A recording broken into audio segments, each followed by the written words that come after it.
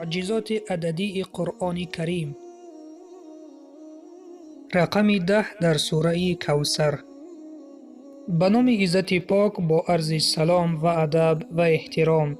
هیچ شبهه‌ای نیست در معجزه بودن قرآن، نه تنها در معنی آیتها، حتی در رقم سوره و آیتها و عدد حرفها هم معجزه بسیار است. معجزه نوبتی را از سوره کوثر به شما پیشنهاد میکنیم. مرحمت با دقت گوش اندازید. سوره کوثر این از همه کوتاه‌ترین سوره های قرآن می باشد که از 10 کلمه عبارت است. یکم آیت این سوره از 10 حرف الفبای عربی عبارت می باشد. آیت دوم هم از 10 حرف عبارت است. آیت سوم نیز از 10 حرف عبارت است.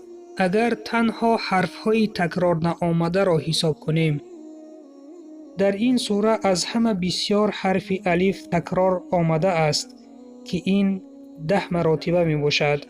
همه حرف هایی که در این سوره بی تکرار آمده اند 10 تا می باشند. همه آیت های این سوره به حرف را تمام می شوند که حرف را در الفبای عربی تحت رقم 10 می باشد. عدد سوره هایی که در قرآن با حرف را تمام می شوند 10 تا می باشند که آخرین آنها سوره کوثر می باشد. رقم 10 داخل این سوره روز 10 ماه ذوالحجه را اشاره می کند که این روز عید سعید قربان می باشد که خداوند در آیت دوم همین سوره می فرماید: پس برای پروردگارت نماز گزار و قربانی بکن.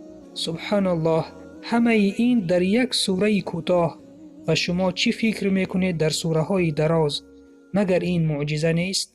البته این معجزه است. خداوند میفرماید: و اگر در آن چی به بنده خویش نازل کردیم شک داشته باشید، سوره مانند آن بیاورید. بله شنونده عزیز، هیچ کسی نمیتواند مانند قرآن یک آیت بیارد. هیچ کس نمیتواند، چون این قرآن از جانب الله سبحانه و تعالی است. در آخر دعا میکنیم که خداوند داخل شدن به جنت و نوشیدن از آب کوثر را بر ما نصیب بگرداند. آمین. نوارها را به یار و دوستانتان بفرستید. منتظر نوارهای آینده باشید. دعا را در حق ما فراموش نکنید.